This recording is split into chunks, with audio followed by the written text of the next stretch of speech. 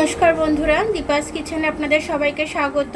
আমি আজকে একটা চাল কুমড়ো নিয়ে নিয়েছি। চাল কুমড়োটা আমি চিংড়ি মাছ দিয়ে ঘন্ট করব, সেটাই আপনাদের সাথে শেয়ার করব। তো চলুন আমি চাল কুমড়োটা কেটে নিই, দেখে নিই একটুখানি। কিছু চিংড়ি মাছ নিয়ে নিয়েছি, চিংড়ি মাছটা আমি ভেজে নেবো। এটা চাল কুমড়ো দিয়ে করব আমি, সে কারণে আমি একটু হলুদ মাখিয়ে নিচ্ছি।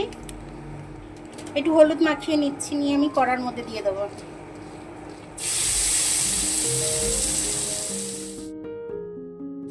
চিংড়ি মাছটা ভাজা হচ্ছে, তার মধ্যে আমি কিছুটা আলু কেটে রেখেছি, আলুটা দিয়ে দিচ্ছি। এটা আমি একটু ভেজে নেবো চিংড়ি মাছের সাথে। আমি একটু ভাজা ভাজা হয়ে গেছে, এবার আমি চাল কুমড়োটা দিয়ে দেবো।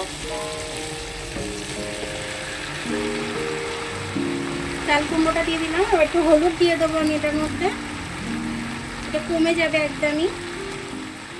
তো আমি নুনটা দিয়ে দিচ্ছি স্বাদ অনুযায়ী, একটু নুনটা দিয়ে একটু ভাজবো, একদম কমে যাবে এটা।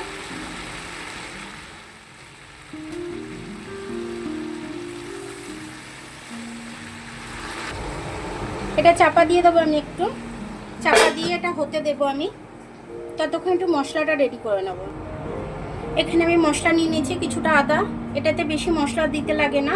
কিছুটা কাঁচা লঙ্কা, আমি সবটা দেবো না, কিছুটা মানে এটাই ছিল বলে আমি সবটা দেখাচ্ছি। কিছুটা কাঁচা লঙ্কা, কিছুটা এখানে জিরে নিয়ে নিয়েছি। এটা আমি মিক্সি জারে ঢেলে নেবো, ঢেলে নিয়ে মিক্সিতে করে পেস্ট করে নেবো। এটা আমি এখানে একটু তেল গরম করে নিয়েছি, দুটো তেজপাতা ফোড়ন দিয়ে দিয়েছি, দুটো লঙ্কা, শুকনো লঙ্কা ফোড়নে দিয়ে দিলাম। চাল কুমড়োটার জন্য আলাদা করে মশলাটা আমি এখানে ভেজে নিচ্ছি। বাদ বাকি মশলাটা আমি যেটা বেটে রেখেছিলাম সেটা দিয়ে দিলাম। জিরে তো বেটেই দিয়েছি, একটু ধনে গুঁড়ো দিয়ে দিলাম, একটু কাশ্মীরি লঙ্কা দিয়ে দিচ্ছি কালারের জন্য, আর একটু লাল লঙ্কা দিয়ে দিচ্ছি। এবার মশলাটাকে আমি ভালো করে কষে নেবো। একটু হলুদ দিয়ে দেবো, না হলে মশলাটার কালার আসবে না।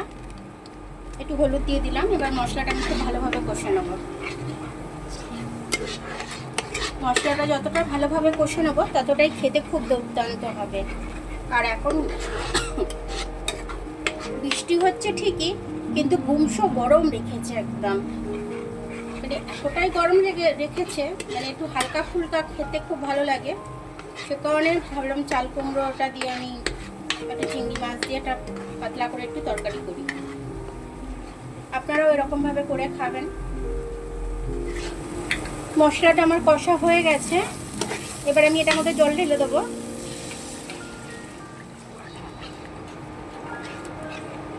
ভালো করে মশলাটা মিলিয়ে নেবো আমি। কফিটা আমি এখানে বসিয়ে দিলাম। ওই যে মশলার গ্রেভিটা আমি করে রেখেছি সেটা আমি এখানে দিয়ে দিলাম। এবার আমি ভালো করে নেড়ে মিশিয়ে নেবো। এটা কিন্তু ভাজতে ভাজতেই আমার সেদ্ধ হয়ে গেছে একদমই। খুন্তি দিচ্ছি, কেটে যাচ্ছে, তাহলে বেশি জল দিতে লাগবে না।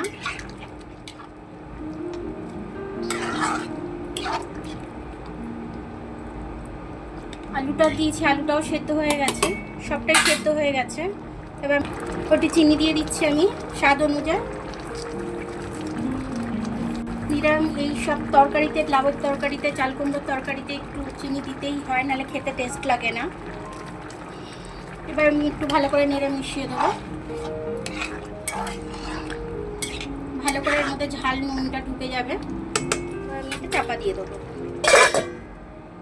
তরকারিটা একটু খুলে দেখে নেবো আমি কেমন হলো আমার লাউ ঘন্টটা। একদম যেরকম পারফেক্ট এরকমই ঝোল ঝোল আমি একটু রাখতে চেয়েছিলাম। এরকম ভাত দিয়ে, রুটি দিয়ে, সব দিয়ে কিন্তু খেতে খুব দারুণ লাগবে। এরকমভাবে আপনারা একদিন করে খাবেন, কি আমাকে কমেন্টস করে জানাবেন যে আপনাদের কেমন লাগলো। এটা এবার আমি নামিয়ে নেব। দেখুন আমার চাল কুমড়োর ঘন্টটা কিন্তু খুব সুন্দরভাবে হয়েছে, আর খেতেও কিন্তু দুর্দান্ত হয়েছে। এরকমভাবেই আপনারা করে খাবেন। এরকমভাবে করে খেয়ে আমাকে কমেন্টস করে জানাবেন যে আপনাদের কেমন লাগলো। আমার ভিডিওটা দেখার জন্য অনেক অনেক ধন্যবাদ। আমার ভিডিওটা যদি আপনাদের পছন্দ হয় একটু লাইক, সাবস্ক্রাইব, বেল আইকনটা একটু টিপে দেবেন। ফেসবুক থেকে দেখলে একটু লাইক আর ফলোটা একটু করে দেবেন। আবার কাল দেখা হবে নতুন রেসিপির সাথে। ততক্ষণ আপনারা ভালো থাকবেন, আমি আসছি।